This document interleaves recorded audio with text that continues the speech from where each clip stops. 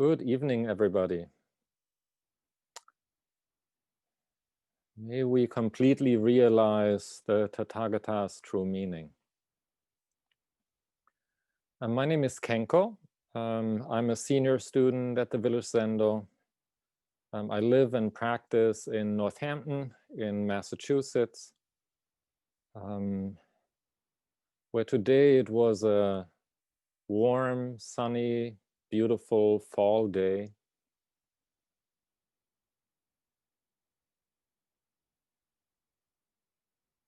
Yeah.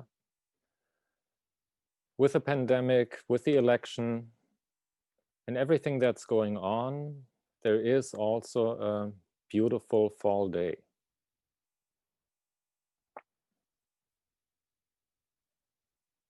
So yesterday after the morning sit, Roshi Enkyo had a word for us, encouragement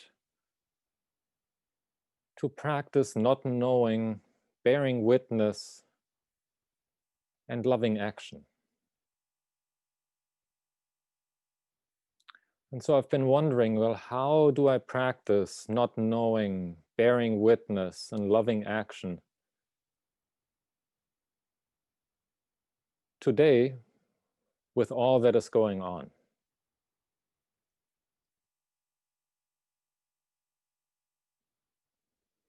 I teach mathematics and mathematics education at a university here at Westfield State University. And one of the problem-solving strategies I discovered together with my students is that if you're faced with a problem that is a really hard and difficult problem and you can't really get your hands on it, to maybe shift to an easier problem first. Not as a replacement of the real problem that you want to make sense of, but as a way of learning the landscape in the hopes of learning a little bit more that can then later on help us with the bigger problem. So I'm reminded of a teacher who once said and encouraged her students to practice with bourgeois suffering, to practice with red traffic lights, to practice with the person in front of you at the shopping, at the checkout counter, as a way of, building our abilities, building our practice for moments when, the shit really hits the fan. So there's a koan that came up for me in that context. It's case 43 in the Blue Cliff record, and it's an old and well-known case. Tungshan's no cold or heat. A monk asked Tungshan, when cold and heat come, how can we avoid them? Shan said, why don't you go to the place where there is no cold or heat? The monk said, what is that place where there is no cold or heat? Tungshan said, when it's cold, the cold kills you. When it's hot, the heat kills you.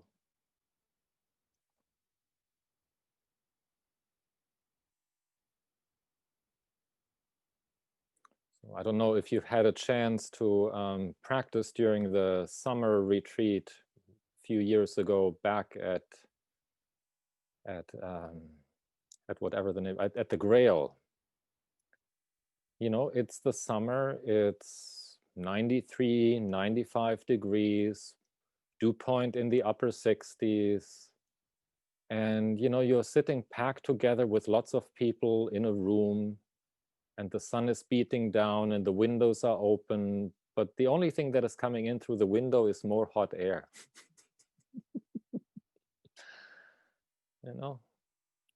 When the heat comes, how can we avoid it?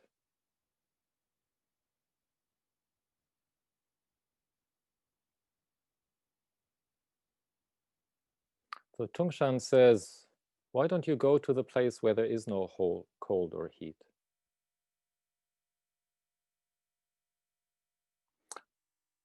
Is that like a beach in Southern California? Or airy mountain in Colorado? Where is that place where there's no cold or heat?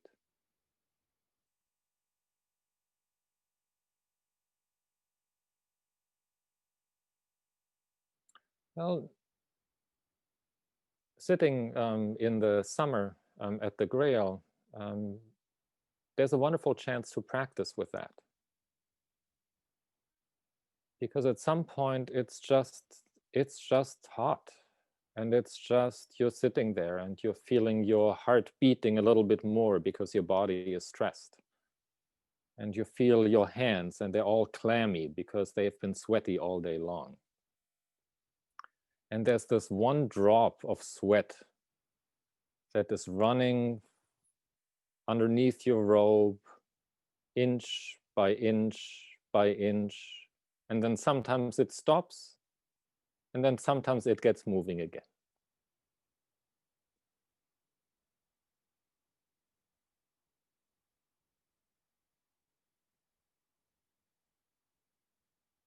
So when cold and heat come, how can we avoid them? Well, it looks like there are a number of things that are going on at the same time for this monk who says, well, when cold and heat come, how can we avoid them?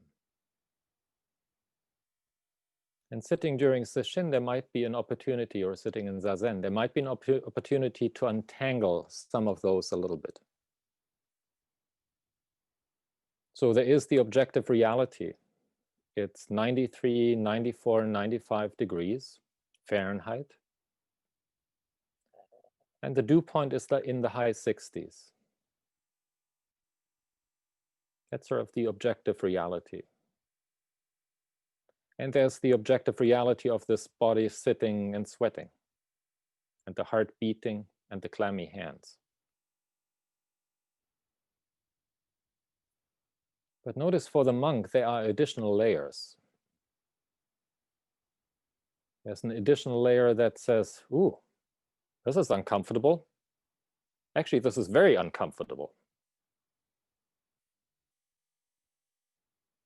And then there's the additional layer that says, oh, this really shouldn't be happening. I shouldn't really be here. They should really have fans. They really should have air conditioning. This is not really the right way to have a session. This is just terrible. And I need to get out of this. So there's the objective reality. There's my story about it, which can get pretty complicated and elaborate, as I imagine you may have experienced if you've sat on a cushion for a while.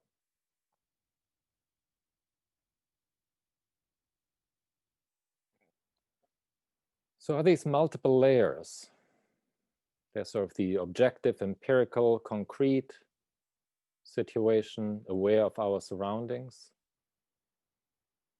And then there's the story land of that is subjective, that is about me, that has emotions mixed into it, that is lost in thoughts and dreams.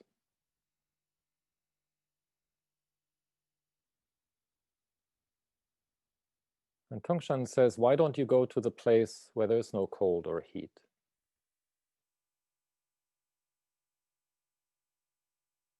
Because even in the objective reality of 95 degrees and a dew point in the high 60s,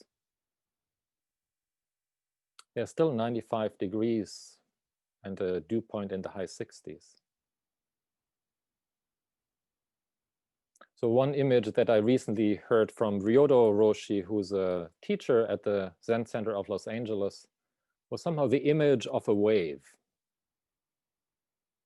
So what is present are the 65 degrees and the dew point in the high 60s. And then when I open up my hand and the wave comes through and takes that away, What remains?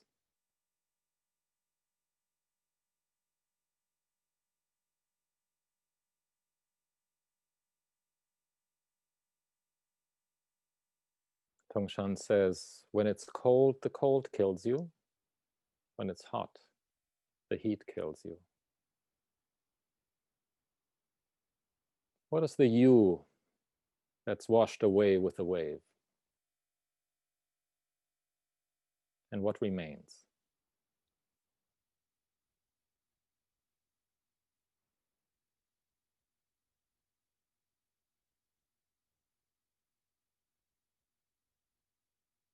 What remains is presence. And notice even the word presence is already too much.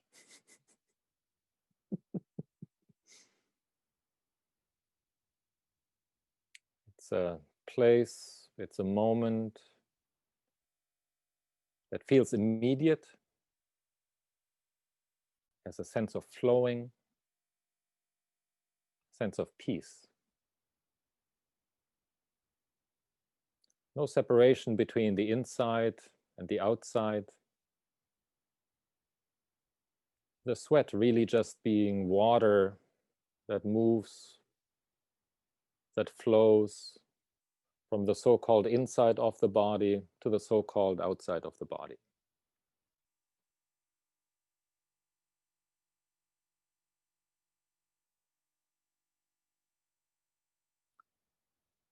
So what a wonderful place to be. And I just want to stay there forever and ever. And yet, it doesn't function. It doesn't serve. It's not engaged. It's not in relationship. So that is not that is the point that the teacher is pointing to right now, but that is not the final end point. That was the point that the teacher pointed the student to because the student hadn't quite seen or realized that. So it may be easy to maybe mistake the instruction as saying, oh, this is the place to be, and then everything will be fine forever and ever and ever.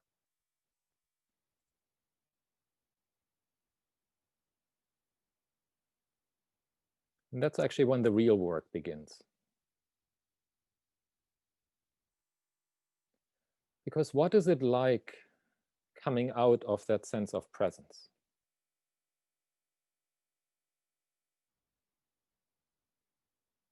Well, things are fresh and clear. Things are brand new. Things are not seen just through the lens of the story about me and the Republican Party and the Democratic Party.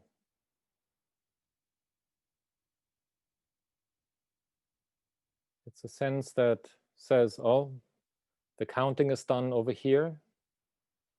These are the percentages. This is where the counting is still going on. And these are the protesters that are assembling outside of that center where the count is happening.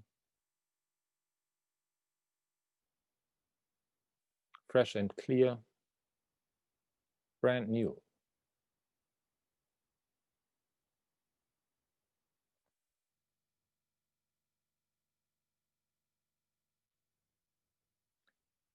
And then we may notice that there's a movement to do something. And it's not clear where that wish, that insight, that idea comes from. It comes out of seeing what is present. It comes out of seeing the need for something to take place. In the language that Roshi used, the sense of presence is the not knowing, is the letting go of fixed ideas. And then the next step is bearing witness to what is present, what is fresh, what is clear, what is brand new.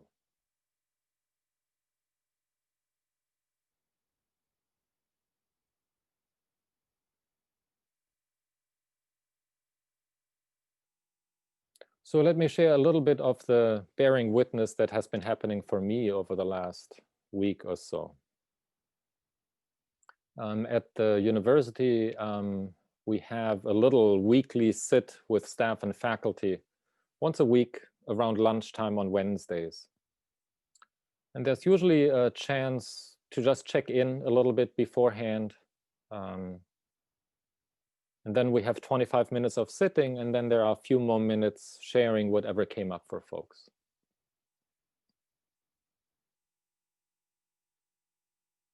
And for some reason, I'm not entirely sure why that is.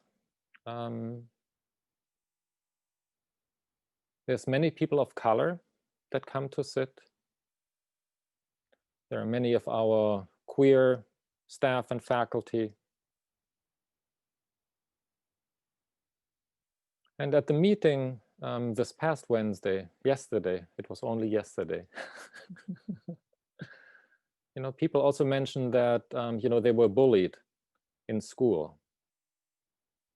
So the bullying that is going on the airwaves has been going on over the last 4 years. Is something that is very painful.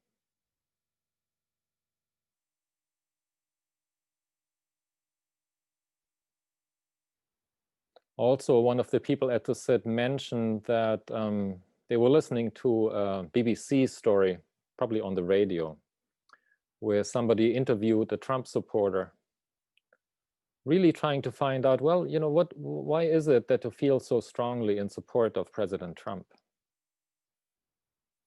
And the person, an older white man, almost choked up with feeling. And then he collected himself and said, he says the things that I've been thinking all my life.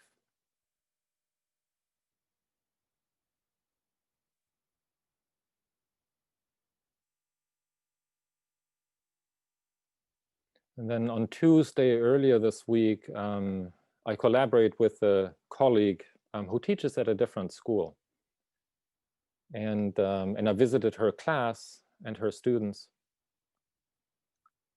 And somehow the students weren't responding in the way that they usually were. So she probed a little bit.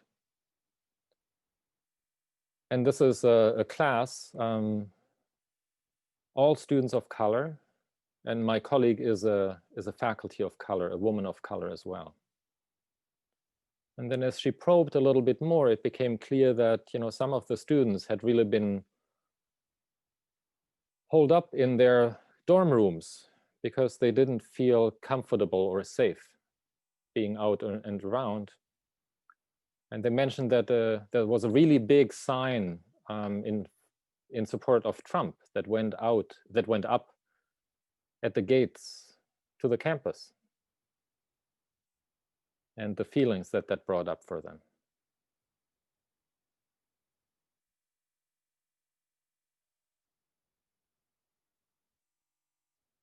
Bearing witness.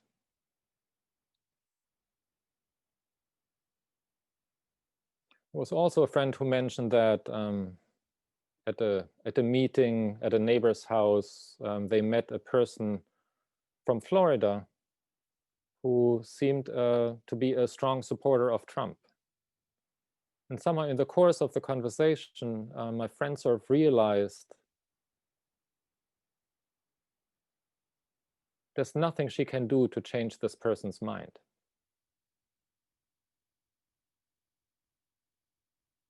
Bearing witness.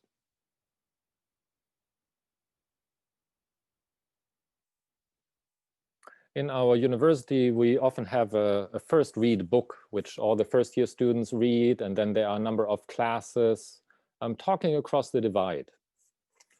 So we've been reading that, discussing it in English classes, in other classes. What is it like to talk across the divide? One of the chapters is called The Villain Side of the Story.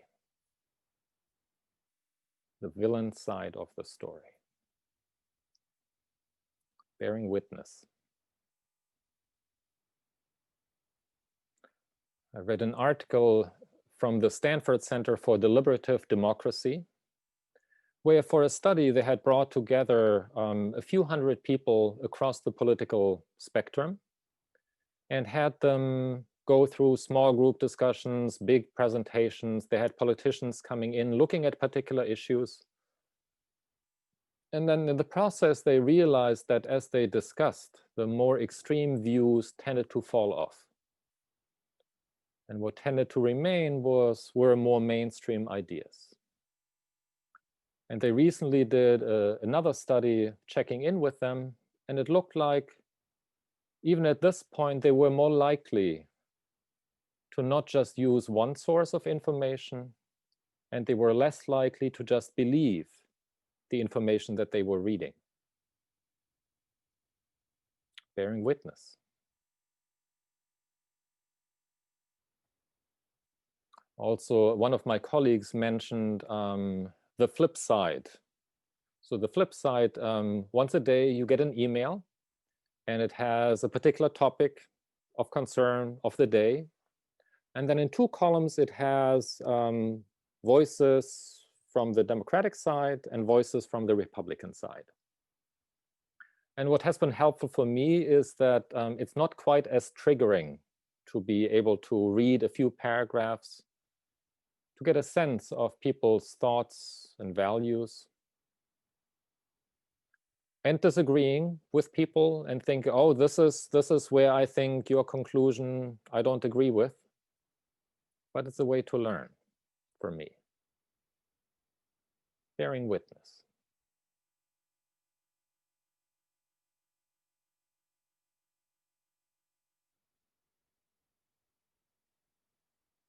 And in each of those areas of bearing witness,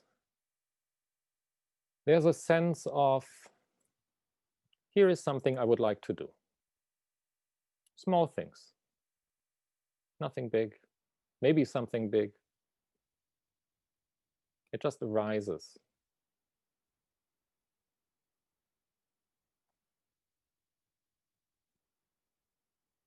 So I would encourage you to find that place of not knowing and get lost in storyland and come back to not knowing and get lost again.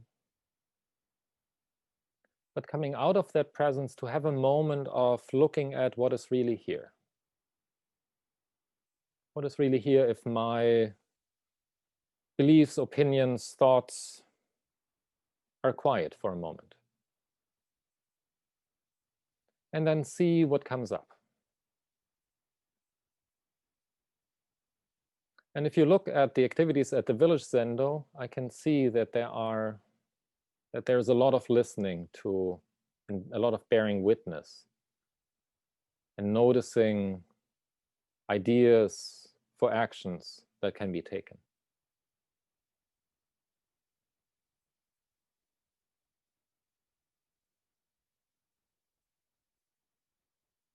Much work to do.